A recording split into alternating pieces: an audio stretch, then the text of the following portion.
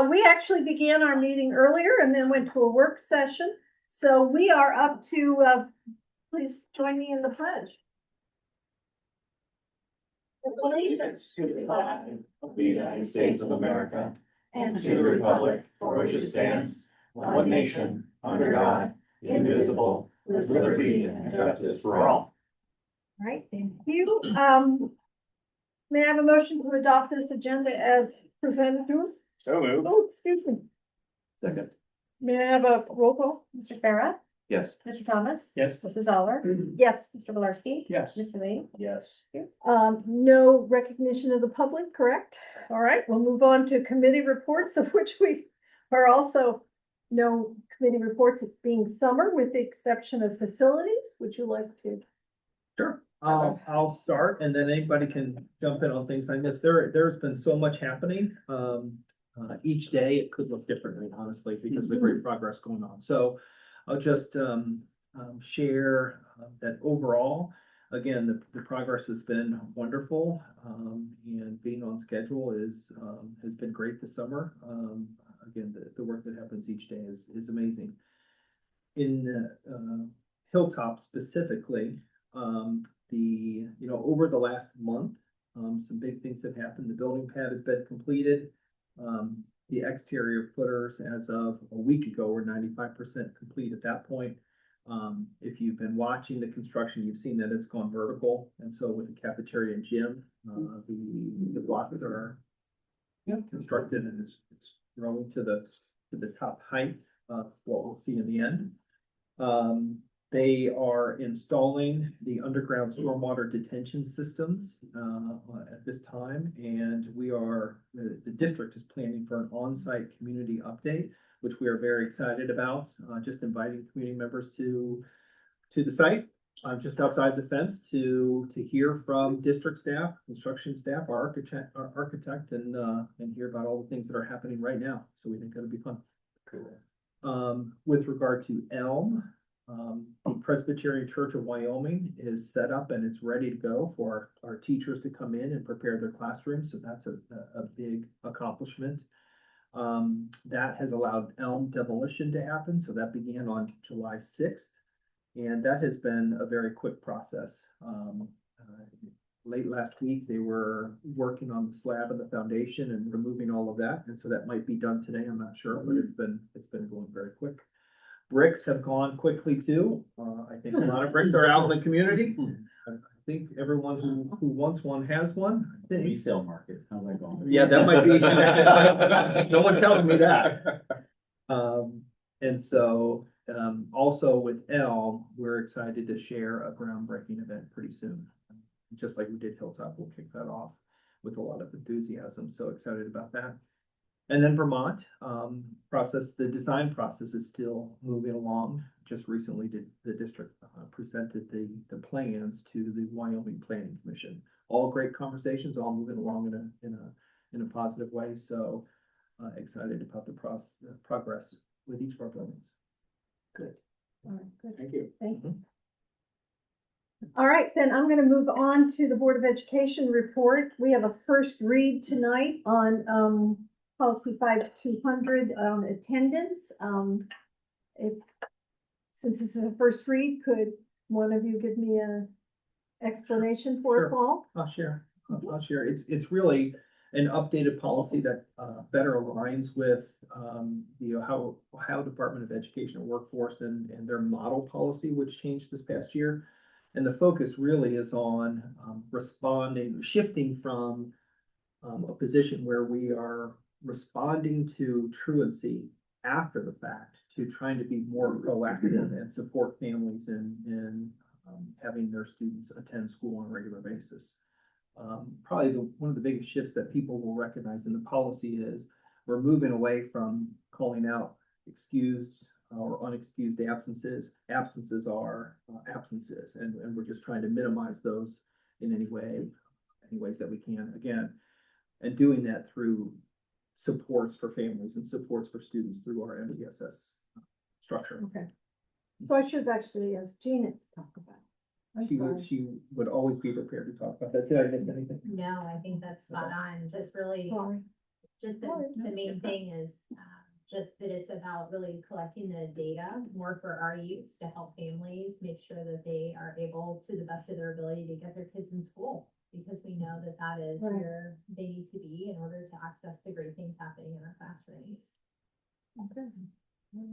And that continues to be a state problem, right? It does, for Absence. sure. Yes. Yes. Okay. Thank you. Next is rescinding a policy. C and D are, we have done our due diligence on evaluation of our superintendent and of our treasurer, and we are ready to have a contract addendum for each one of them. I think it's time for all of us to, I'll speak first, but please join in to thank the two of you for your incredible work that you do for this district, and how pleased we are to have you all part of the team. And so we thank you, and move on with your contracts each year quite happily. Thank you. Thank you. Thank you. And then, because we're at that time of year in the calendar, or years in the calendar, we also did a renewal of our treasurer contract. I particularly like that date of, this one goes to 2032. So we're pleased that we have a long-term contract going with our treasurer, and thank you for your hard work. And then I don't know if you all want to talk about the change order on the roof. It's merely that, correct? Yes, it's, once the work began, was some original thinking on the work that had to be done around the gas lines. And the further they began working on that project, they had to treat those gas lines a little differently. And that required some more significant work, and that's the result of the change order. All right, thank you. May I have a motion to approve the Board of Education report? So moved. Second. May I have a roll call? Mr. Thomas, Yes. Mrs. Zoller, Yes. Mr. Galarski, Yes. Mr. Lee, Yes. Mr. Sparrow. Yes. Thank you. Thank you. Treasurer. Thanks, Jeannie. Item A, approval of the minutes from the regular meeting on June 22nd and the special meeting of July 9th. Item B, approve the statement of revenues and expenditures for month ending June 30th. I just want to stop there for just 1 second. We did close the fiscal year. If you had an opportunity to look at the June 30th financial report, we'll dig into this in much more detail when we resume our finance committee meetings next month in August. But we had been forecasting deficit spending for next year.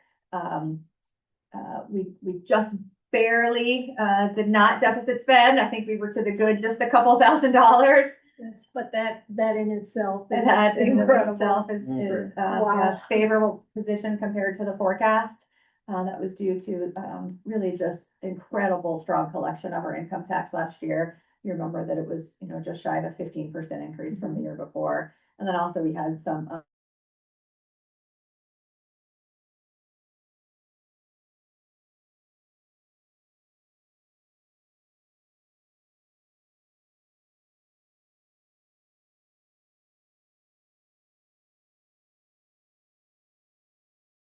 regarding resignations that have been turned in from various staff members.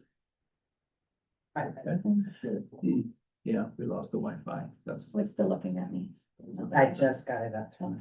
Okay, Okay. were the lights flickering or was They it are. my eyes? Yeah, Okay, they are. all right. Number 2 is a personnel plan for the school year, and that's for a staff member who serves as a van driver and a middle school custodian. Number 3, excited to recommend these new staff members. Critical positions here, teachers, educational aides, administrative assistant. So excited to welcome them to Wyoming, and that staffing process is continuing each day. Number 4 is for the renewal of a middle school recess aide. Number 5 is to pay for work done during the 25-26 school year regarding the evaluation document. And that is something that we see certain amounts of each year. Number 6 is for a teacher who will be teaching an additional class, an additional section, and that's due to enrollment. Number 7 is a reallocation of extended days. These are days where counselors work outside of the school year. That was from the 25-26 school year. Okay. And then number 8 is recommendation to approve the extended days for the counselors listed on the agenda. That's for this coming school year. And number 9 is MTSS summer training. The work continues, the learning goes on and on, and this is just something that we get better at each and every year. So there was summer training that happened, some of which was done before July 1, some of it was done after July 1. And number 10 is a recommendation to approve both of these coordinator stipends. One is for a gifted coordinator, one is for special education coordinator. And then number 11 is to approve the 26-27 non-athletic supplemental contracts that you see there listed on the agenda. Number 12 is a recommendation to approve a non-athletic supplemental contract change. And so these will need to be posted again, the 2 that you see on the agenda. Number 13 is a recommendation to approve these athletic supplemental contracts. That's for this year. And then item B is a recommendation to approve a contract with the Warren County Educational Service Center, their Wellness Center program, and specifically that provides specialized educational services that are specific to student IEP needs. And then item C, the ODE 26-27 approval.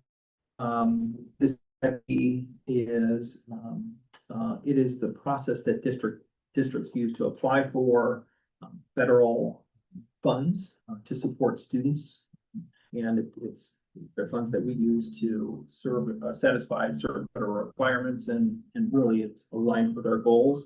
That approval with that document is approving the plan for those funds that we have within the district. Okay. It'd be quite an exciting evening with the weather.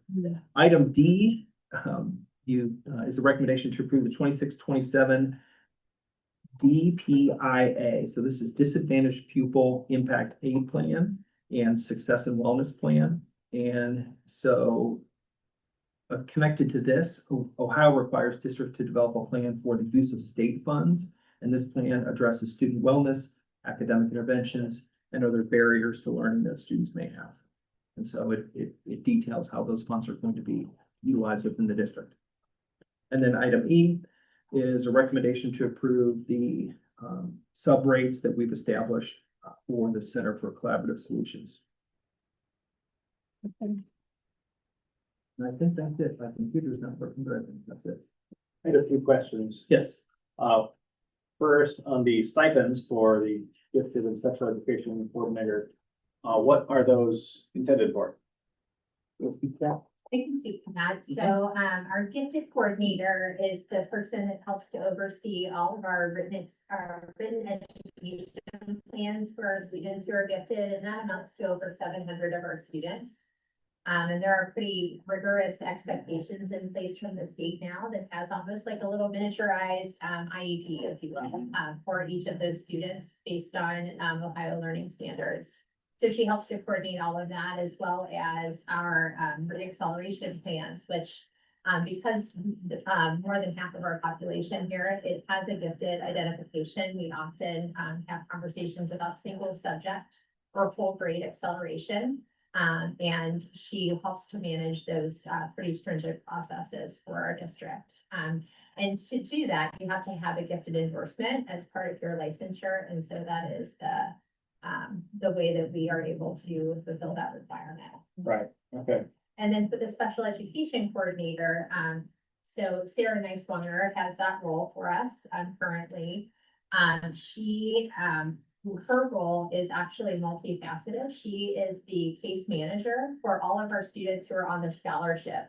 So students that take the Peterson Scholarship or the Autism Scholarship still have IEPs that are written and maintained by Wyoming. And so she actually is the case manager for all 15 of those students and writes their IEPs every year. So that's close to double the normal case manager load in terms of writing and managing those IEPs. But in addition to that, she helps us with a lot of our prevention-based work through MTSS of really making sure that we've got solid interventions in place to hopefully prevent students from even needing to be a part of special education programming, and really looking at our work around disproportionality and making sure that we're not over-identifying kids and that we're intervening soon and to the best of our ability to make sure that we prevent those problems before they happen. And then these stipends are helping to cover that substantial amount of additional work over what a Absolutely. normal instructor would be. Yes. And, Both of these folks do the majority of their work related to the school Yeah. duties outside of the workday. okay, thank you. Could you define the Peterson Scholarship for? I Thank you. absolutely could, sure, sorry about that. No, So no. the John Peterson Scholarship and the Autism Scholarship are both programs that are provided by the state of Ohio. And they allow families with disabilities who feel that maybe they would like a more specialized school for students that are just solely for students with disabilities. They allow them the opportunity to go to a building like that. So for example, you might have heard of Springer School, for example. It's a school down in the Hyde Park, Oakley area, Orionville area, that has a great reputation for serving students with learning disabilities. The thing that's different there is that everyone at Springer is a student with a learning disability. If you're here in Wyoming, you're here and it's more of an inclusion model. And so it's just giving parents the flexibility to choose which they prefer. But the scholarship actually requires us to still maintain their IEP, and we have a lot of accountability for them in terms of our processes and special education. But they don't attend here. And so sometimes they kind of will even leave and come back. And so our job as the district of residence is always to write an IEP that we could serve them with in our setting, should they return to the district. Okay. Yeah. Thank you. Thank you very much. The second thing I wanted to say was how very cool it is that we've got a ping pong club and a trading card game club. School's a lot more fun than I was in it. And then, I would agree. on the rescinding of the Icarus and the Alliance, is the program being rescinded or just the supplemental contract because that instructor is no longer part of it? Yeah, the supplemental contract. Okay, Yeah, yes. I see. Okay, thanks. And they'll resubmit it and hopefully someone in the high school will pick up. this. That's right. Yeah. Yeah, we hope to continue the programs, yes. Okay, okay. Thanks. Those are my questions. All right, thank you. May I have a motion to approve the superintendent's report? So moved. Seconded? All right, may I have a roll call? Mr. Borski, Yes. Mr. Lee, Yes. Mr. Sparrow, Yes. Mr. Thomas. Yes. Mrs. Zoller. Yes. Thank you. Superintendent's update. Well, I don't know if this is popular. I'm excited about it. It's July 27th. It's the end of July. August 1st is coming right around the corner on, Next Saturday. Yes, it's Saturday, I guess. We are excited to have kids come back. And so our staff will kick off the year on August 11th and 12th. Staff. I'm not looking that way. They're excited. They're excited. They're teasing. They are excited. It gets way too quiet in the summer. So staff come back August 11th and 12th. We are super pumped about welcoming the kids in. So students come back on August 13th. That's our 5th through 12th grade. August 17th will be our kindergarten through 4th grade, because we're doing Smart Start this year, which is new to us. So we're excited to see what difference that makes for kiddos. This year's theme is laying the foundation, leading the future. Obviously that connects with construction going on, but it's really about building an outstanding foundation for students to be successful, not just this year, but well beyond this year. So we're going to talk all year about how that happens. And we're just really looking forward to kiddos coming back. So we're ready. You think in a couple of months we could get a update from principal on how Smart Start went? Yeah, Eager to yeah, hear about absolutely. some Yeah. feedback on it. Yeah, I think it's a great idea. it's a We'll cool definitely bring program. that back. Yeah. Yes. So ideally, we'll let the first 6 weeks or so Yeah. kind of move along, and then I'll make a note to make sure that we bring that topic back up and talk about that. That'd be great. Awesome. Thank you. Good. All right, unless there are other comments, may I have a motion to adjourn? No. Okay, then we're gonna stay. I think we adjourn and go out into the rain. Yeah, maybe we don't want to. Second. Yeah. You don't have to go first. You can just first to me. And a roll call. Mr. Lee, Yes. Mr. Farah, Yes. Mr. Thomas. Yes. Mrs. Solar. Yes, Mr. Blairstein. Yes. All right, thank you. so everybody stay put, because it sounded bad.